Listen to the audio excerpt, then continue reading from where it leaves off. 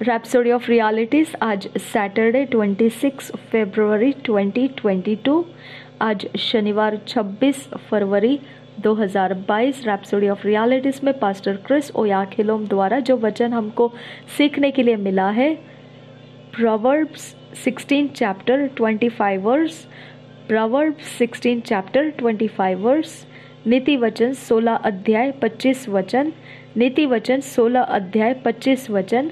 इस वचन के आधार से जो विषय है आज, सी एंड लिव स्पिरिचुअली, देखना है और जीना है आत्मिकता से। सी एंड लिव स्पिरिचुअली, देखिए और जिए आत्मिकता से। हम पास्टर क्रिस ओयाखिलोम द्वारा ये वचन हमको, इस विषय को हमको सीखने के लिए मिल रहा है। हम वचन पढ़ेंगे Proverbs 16 chapter 25 verse. There is a way that seemeth right unto a man, but the end thereof are the ways of death. Proverbs 16 chapter 25 verse. There is a way that seemeth right unto a man, but the end thereof are the ways of death. इसी वचन को हम पढ़ेंगे, नीति वचन 16 अध्याय 25 वचन, BSI Bible में से। नीति वचन 16 अध्याय 25 वचन। ऐसा भी मार्ग है जो मनुष्य को सीधा जान पड़ता है, परंतु उसके अंत में मृत्यु ही मिलती है। और एक बार पढ़ेंगे, नीति वचन 16 अध्याय 25 वचन। ऐसा भी मार्ग है जो मनुष्य को सीधा जान पड़ता है, परंतु उसके अंत में मृत्यु ही मिलती है। हालेलुया।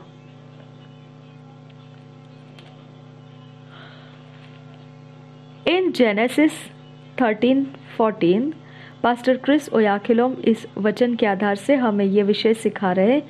उत्पत्ति के 13 अध्याय 14 वचन में, in Genesis 13:14 God said to Abraham, lift up now thine eyes and look from the place where thou art, northward and southward and eastward and westward. उसने अब्राहम से ये कहा, जो हम पढ़ सकते हैं उत्पत्ति के 13 अध्याय के 14 वचन में। परमेश्वर ने अब्राहम से कहा, उत्पत्ति 13 अध्याय 14 वचन,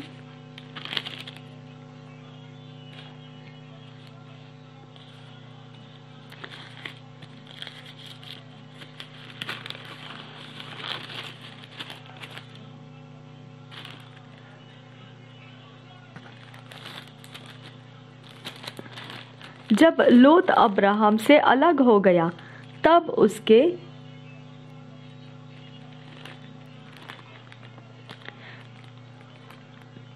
उसके पश्चात यहोवा ने अब्राहम से कहा,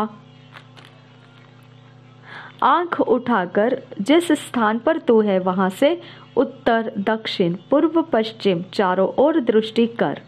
और एक बार पढ़ेंगे, जब लूत अब्राहम से अलग हो गया, तब उसके पश्चात यहोवा ने अब्राम से कहा, आंख उठाकर जिस स्थान पर तू है वहां से उत्तर, दक्षिण, पूर्व, पश्चिम चारों ओर दृष्टि कर।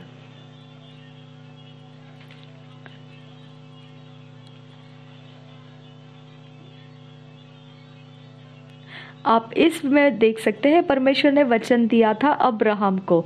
उत्पत्ति के 13 अध्याय 14 वचन।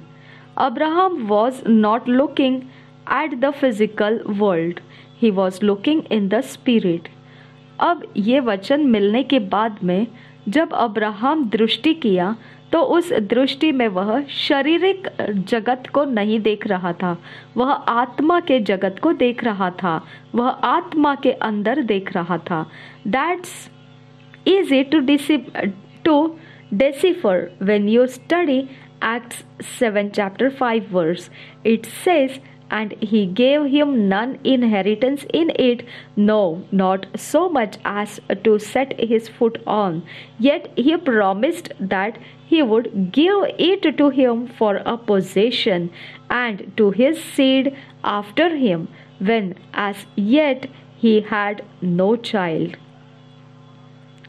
अब ये जो वचन आपको मिला है, इसको आप अगर देखेंगे कि परमेश्वर ने किस प्रकार से उत्पत्ति के 13 अध्याय 14 वचन में अब्राहम से बोला कि अपनी आंखों को उठाकर चारों तरफ देख, पूरा पश्चिम ऐसे सब जगह देख, तो आप इस वचन को देखते समय आप देख पाएंगे कि अब्राहम जो देखना शुरू किया था वो शारीरिक दृष्टि से जगत में नहीं देख रहा था। इस प्रकार से जैसा वचन लिखा है वैसे वो शारीरिक दृष्टि से नहीं देख रहा था, वह आत्मा के अंदर से देख रहा था। अब इस बात को और एक बार आप आसानी से समझने के लिए आप पढ़ सकते हैं अभ्यास के रूप में प्रेरितों के काम 7 अध्याय 5 वचन। वहां पर इस प्रकार से लिखा है, प्रेरितों के काम 7 अध्याय 5 वचन, और उसको कुछ मिरास वरन पैर रखने भर की भी उसमें जगह न दी, परंतु प्रतिज्ञा की कि मैं यह देश तेरे और तेरे बाद तेरे वंश के हाथ कर दूंगा। यद्यपि उस समय उसके कोई पुत्र भी न था। हालेलुया। और एक बार देखिए क्या लिखा है, प्रेरितों के काम 7 अध्याय 5 वचन, और उसको कुछ मिरास वरन पैर रखने भर की भी उसमें जगह न दी, परंतु प्रतिज्ञा की कि मैं यह देश तेरे और तेरे बाद तेरे वंश के हाथ कर दूंगा। यद्यपि उस समय उसके कोई पुत्र भी न था।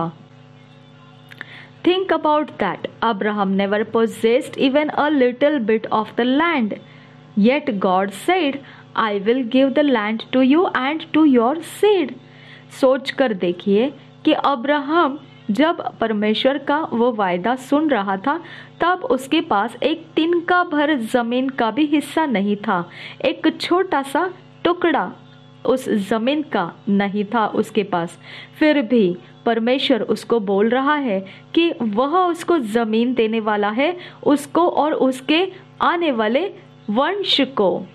So when Abraham lifted his eyes to look, he was not thinking of earthly things, he was thinking spiritually. अब जब अब्राहम ने ये बात को सुना, अपनी आंखों को उठाने के लिए कहा गया, तब उसने अपनी आंखों को उठाया और देखा, तब वह सोच नहीं रहा था पृथ्वी के तरफ के बातों को, वह सोच रहा था आत्मा की ओर की बातों को। But this was not the case with his nephew Lot.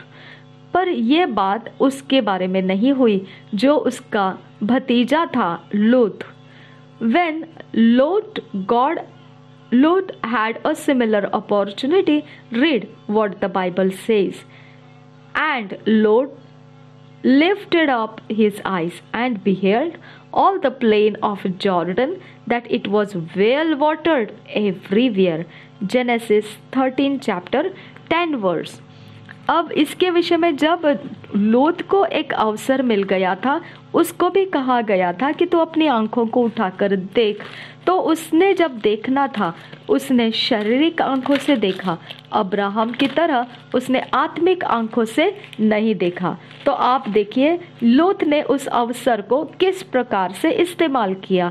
पवित्र बाइबल में आप पढ़कर देख सकते हैं। 13 अध्याय के 10 वचन में इस प्रकार से लिखा है, उत्पत्ति 13 अध्याय 10 वचन। तब लूत ने आंख उठाकर यरदन नदी के पास वाली सारी तराई को देखा कि वह सब सींची हुई है। जब तक यहोवा ने सदोम अमोरा को नष्ट न किया था, तब तक सोवर के मार्ग तक वह तराई यहोवा की वाटिका और मिस्र देश के समान उपजाऊ थी। तो क्या देखा लूत ने आंखें उठाकर ये जमीन को, उसकी हरियाली को देखा। हम पढ़ेंगे उसे, उत्पत्ति 13 अध्याय 10 वचन। तब लूत ने आंख उठाकर यरदन नदी के पास वाली सारी तराई को देखा। और क्या देखा उसने कि वह सब सींची हुई है, सभी जगहों में वह सींची हुई है। जब आप अब यहाँ पर देखते हैं कि वचन क्या कहता है, लोत जो है वह भी हरी भरी ऐसी जमीन दिखाई दे रही थी। उस हरी भरी जमीन को देखकर उसका मन उसके पीछे पीछे दौड़ता हुआ चला गया। उसके शारीरिक आंखों से उसने देखने का यही काम किया। याद रखिए, ये लोथ जो था वह भी धर्मी मनुष्य था। दूसरा पत्रस 2 अध्याय का 7-8 वचन में इसे लिखा है, हम पढ़ेंगे उसे। दूसरा पत्रस 2 अध्याय इसका 7-8 वचन हम पढ़ेंगे VSI बाइबल में से। और धर्मी लूत को, जो अधर्मियों के अशुद्ध चाल चलन से बहुत दुखी था, छुटकारा दिया, क्योंकि वह धर्मी उनके बीच में रहते हुए और उनके अधर्म के कामों को देख देख कर और सुन सुन कर हर दिन अपने सच्चे मन को पीड़ित करता था। और एक बार पढ़ेंगे 7-8 वचन। और धर्मी लूत को, जो अधर्मियों के अशुद्ध चाल चलन से बहुत दुखी था, छुटकारा दिया, क्योंकि वह धर्मी उनके बीच में रहते हुए और उनके अधर्म के कामों को देख देख कर और सुन सुन कर हर दिन अपने सच्चे मन को पीड़ित करता था।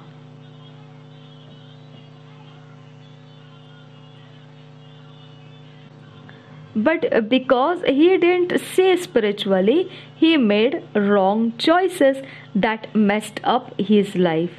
तो धर्मी मनुष्य होना इतना ही वह नहीं था, परंतु उसका आत्मा से देखना जरूरी था। उसने आत्मा से देखा नहीं, बस वहीं पर उसकी गलती हो गई। उसने गलत चुनाव कर लिया और उसका जीवन भर का उसके लिए पूरी परेशानियों को उठा लिया। There are Christians like that today who made certain choices for which others applauded them, but those choices led or would and could lead to their destruction. अब मसीह भी ऐसे ही कुछ है आज के जगत के अंदर, जिन्होंने इस प्रकार के चुनाव तो कर लिए, जिसके कारण लोगों ने उनकी वाहवाही तो की है, परंतु वो चुनाव अब उनको अगुवाई करके लेकर गया है, या फिर वो उस अगुवाई को लिए हुए ऐसे वैसे किसी भी तरह से अब वो नाश की तरफ जा रहे हैं। Therefore I say to you, don't make carnal choices. यही कारण है मैं तुमको यही बात बताता हूँ। कोई शारीरिक दृष्टि के द्वारा देखकर आप चुनाव मत कीजिए। See in the spirit, with the spirit and through the spirit. आत्मा, पवित्र आत्मा के अंदर से आप देखिए, पवित्र आत्मा के साथ आप देखिए और पवित्र आत्मा के द्वारा आप देखिए। Let the Holy Spirit help you bring God's dream that's in your heart to pass.